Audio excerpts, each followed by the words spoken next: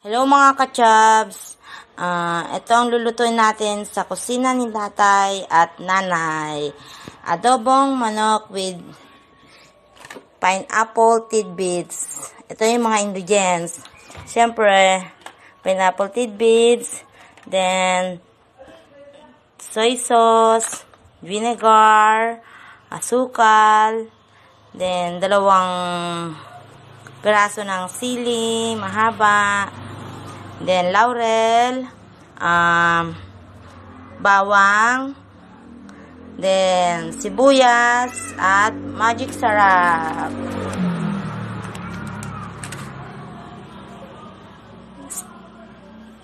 Una, maglagay tayo ng mantika sa ating pan. Ayan. And then, ilagay natin yung sibuyas. Then, haluin natin.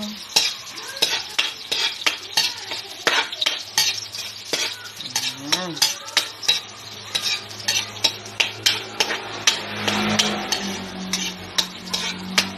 Pagkatapos, yung bawang. Ito yung nagbibigay ng aroma sa ating adobong manok. Ayan.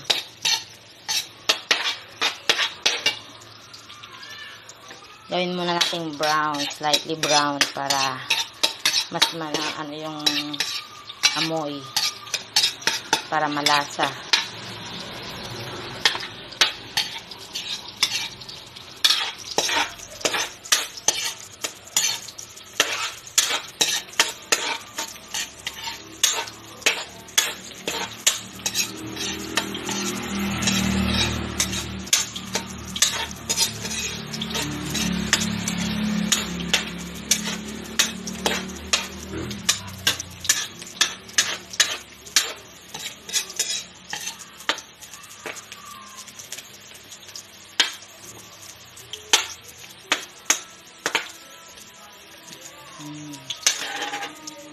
Haluin muna natin ng ganyan until maging slightly brown.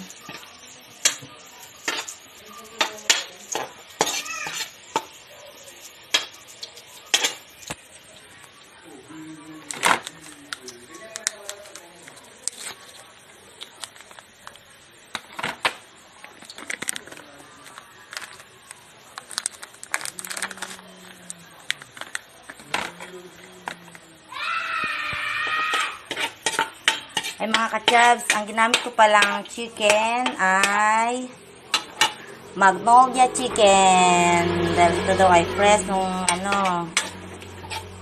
nilagay sa plastic. Okay na mga ka-chubs. Ito. Okay na, ilagay na natin ang ating chicken. Prito natin konti para maging masarap ang ating adobo.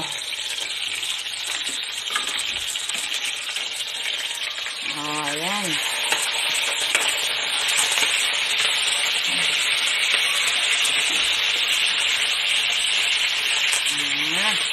Yung bawang niya. Lagyan natin sa yung bawang dyan mamaya. Dito na lang natin konti para para may twist yung ating adobo.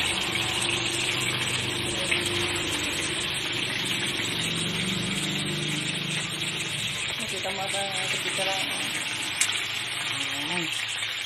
Isang kilo to mga ka-chubs yung manok natin. Isang buo. Madami tayong lulutuin. Gawa ng madami kami dito.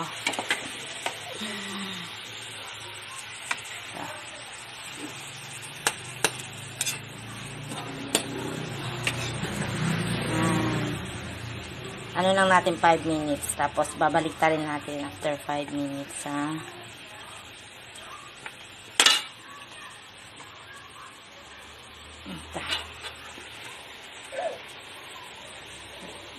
Bagkang nagbutan mo rin.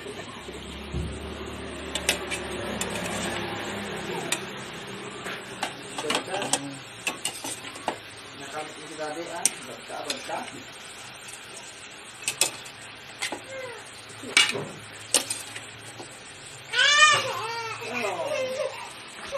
Hmm.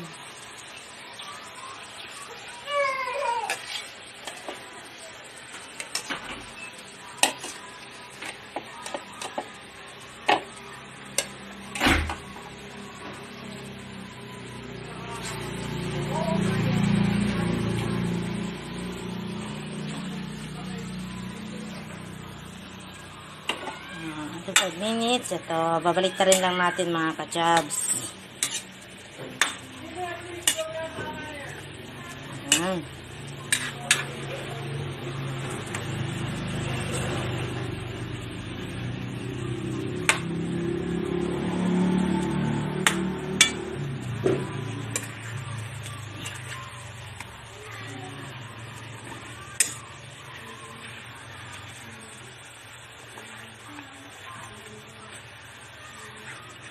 Ayan, balik ka rin lang natin mga ka-jobs para ano yung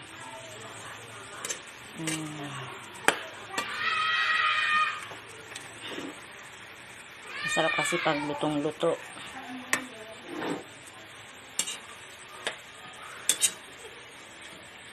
Ayan.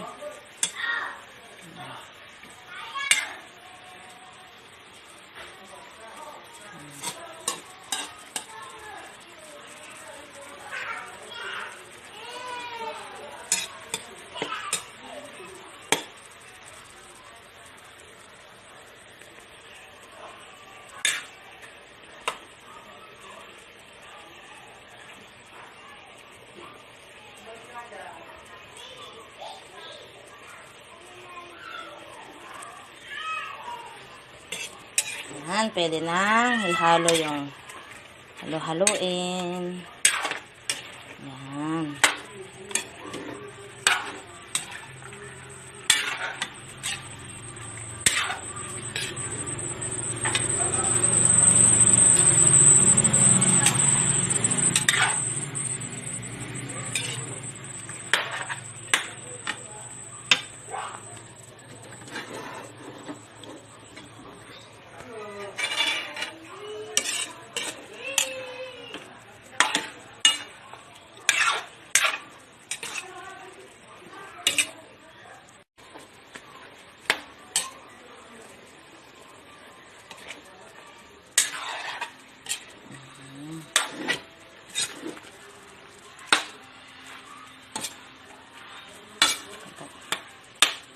Yan, pwede na natin ilagay ang ating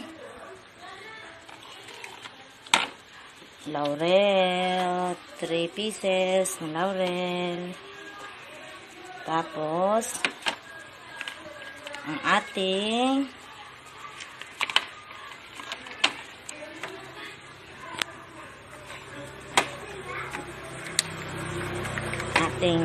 toyo. Mga ka-chabs, depende sa inyong panlasa. Kung gusto nyo ng medyo maalat-alat. Tapos, pwedeng damihan nyo na lang ng toyo. Pero ako, maano lang kasi ako magtimpla. Ayoko ng maalat. Ito. Then, suka. Suka. Yan. Pagkatapos,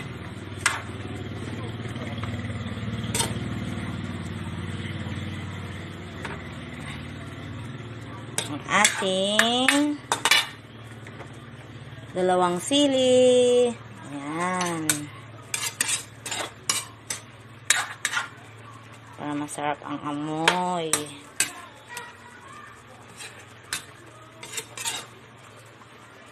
After 10 minutes, mga ka-chabs, pwede natin ilagay yung ating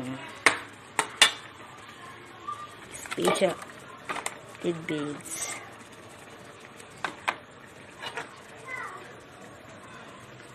Ayan.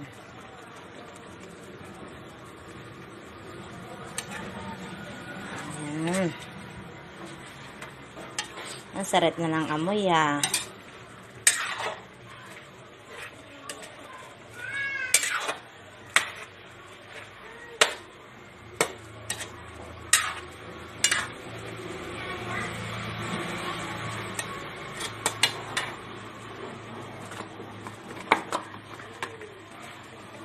lagyan din natin ng paminta. Ayan.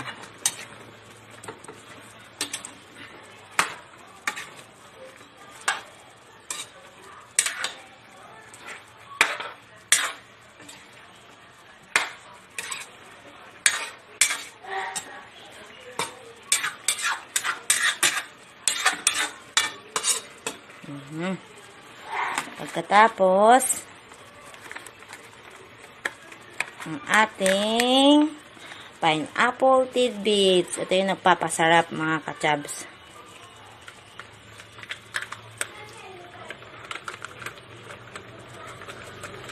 Mukhang special ang ating pineapple, ay ating adobo kung may pineapple tidbits. Ayan.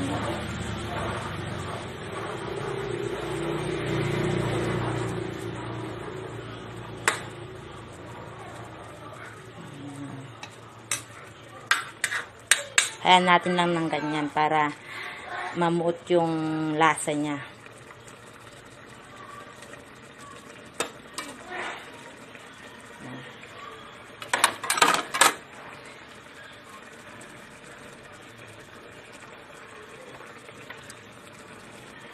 Tapos, ang ilagay na natin din ng ating asukal. 2 kutsara or isa't kalahati lang to mga kabachabs. Kung gusto niyo ng matamis, dagdagan yung asukal. Ito yung version ko mga kachabs ng pagluluto ng chicken adobo. Di ba may kanya-kanya tayo mga version? Ito yung version ko.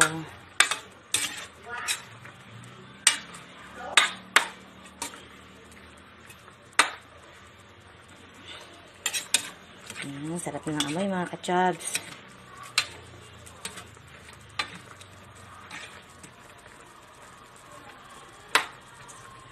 Ito yung pang hapunan namin mga kachabs.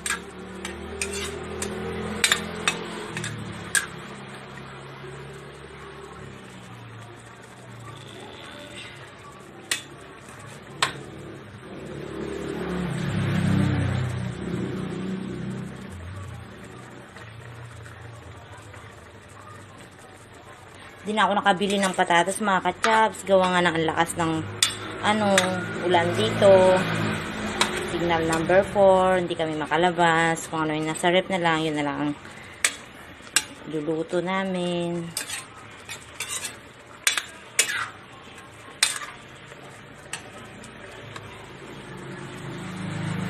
And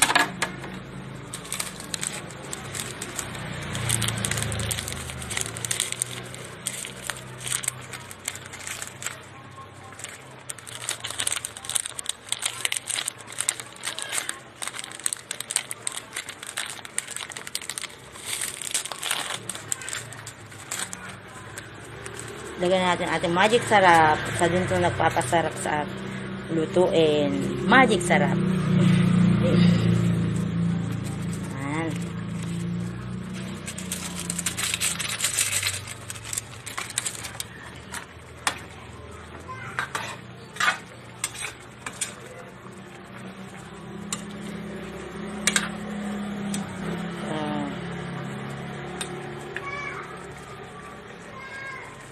After 15 minutes to mga kachabs, pwede na itong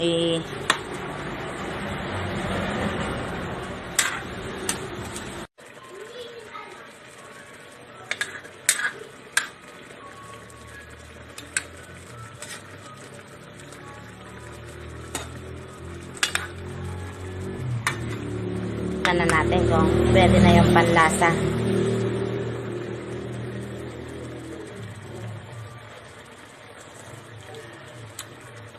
Ang sarap ng mga kachabs. Matamis-tamis. Ang sarap ng pineapple tidbits. Talaga ito yung nagpapasarap sa ating lutuin ng adobo.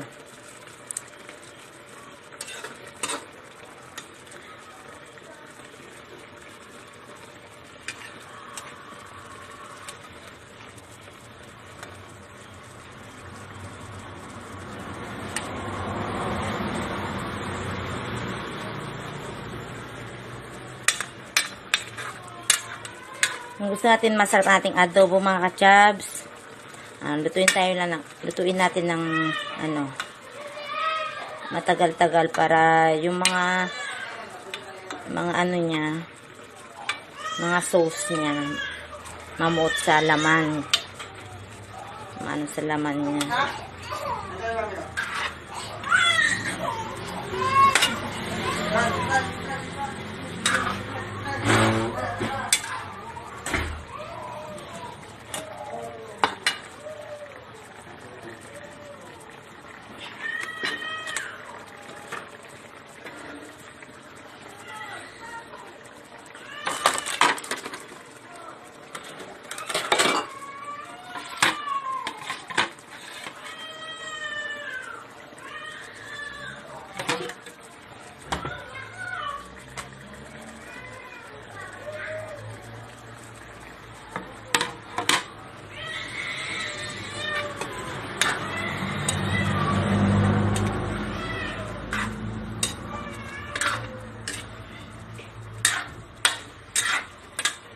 Pwede na to mga kajabs.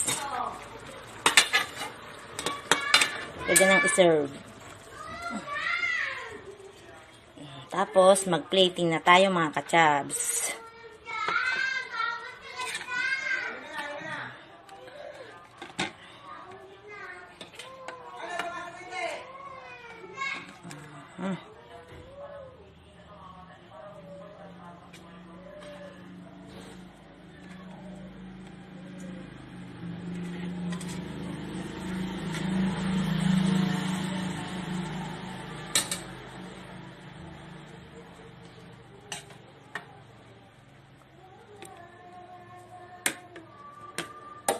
Ito na mga kachals, ang ating adobo tidbits with, adobong chicken with tidbits. Okay mga kachals, salamat. Sana ma-appreciate nyo tong luto ko.